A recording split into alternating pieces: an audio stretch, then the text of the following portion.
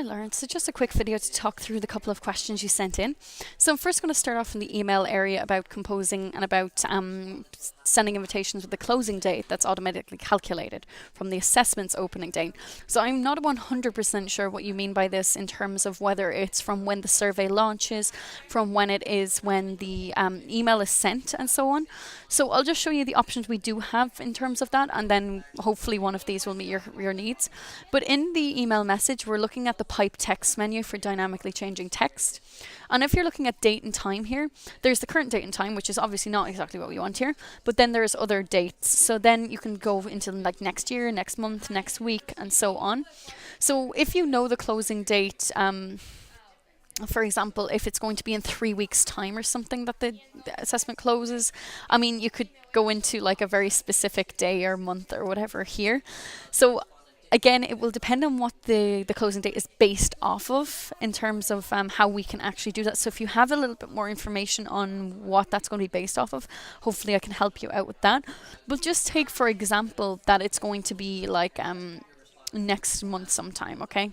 So let's go into last month, and we can just do this date format, for example. So that's next month. That's perfectly fine. I will just select myself to send this to. Send in 1 hour, that's fine, and test. Okay. So we will talk a little bit more on that one once I have a bit more information, but then I'm just going to send that. Then in terms of programming the reminders 1 week and 2 weeks after the invitation mailing sent. So then we can go ahead and we can schedule a reminder once we've sent this, or schedule that to send. And we can do, for example, send in 7 days for a week. Then you can type in your own message. In terms of getting the same number or the same date in there, you can either manually add the date if you know the date, what the date is going to be, or again, you can use this pipe text menu to use like date and time, other date. And then what you can do with this is that you can actually get pretty clever with this. So you could say, for example, tomorrow, and use this. So when it's doing this, it's actually saying how many days plus you want it to be. So this is +1 day, so that's going to put in tomorrow's date. But you can imagine if you sent your original one with 3 weeks, so like plus 21 days, and this is going to be sent in a week's time, you can bring this down to 21 days, or down to 14 days, for example.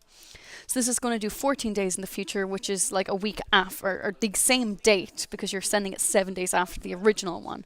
So you can adjust this for each reminder that you send. So I'm just going to go ahead and copy that. So now this is going to send the same date as my original one.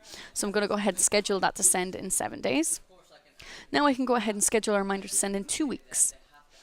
So send in 14 days. And again, all I need to do is put in that piece of code, and instead of 14 days, I'm going to expand that out to be 7 days.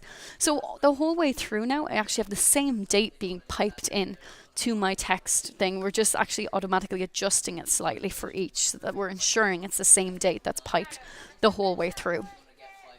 Then in terms of the next question, which is automatically closing the assessment 3 weeks after opening, that sounds like actually a response. So there's a couple of different ways we can close the assessment. There is setting an expiration date on the survey, but if you're sending out distributions at different times, you can't just close the survey at the same time for everyone. That's obviously not going to work. So the couple of things you can do is when you're composing an email, you can go to advanced options and you can set the link expiration date to be whatever you want. So you could have it be 3 weeks, but that is from time of actually generating the link. So the time that the survey is actually sent to the participants. This will be 21 days after the first email is sent, not 21 days from when they actually first click on the link. In terms of clicking on the link, we can do that by going to survey. We would go to survey options and we would go to the area that covers partial completion. So in here you can close it after, for example, 2 weeks. That's the one problem with this, is that it doesn't actually do 3 weeks. We can do 1 week, 2 weeks, 1 month. So you could expand it out to 2 weeks, for example, and that means after 2 weeks of inactivity, so if they start the survey, leave it, then it will actually close the survey after 2 weeks of inactivity. But again, with this one is that it actually is if you click on the link, start taking the survey, go away for a week, and then come back a week later and start it, like carry on, it's actually 2 weeks from that date that the response will close. So it's not 2 weeks set. We are currently in the process of changing this, but they are the three different options. There's the actual entire survey expiration, which would be the same for everyone. There'd be the link expiration dates, and then there's the actual partial completion expiration as well. So there are three different ways of trying to do this, depending on what you prefer.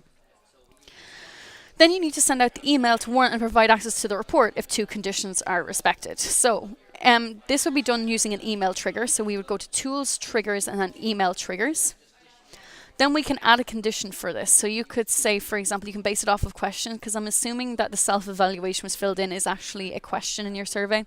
So you would say, if, say, for example, this one is a self-assessment question, you would say is not empty or something like that, to say that it has been answered.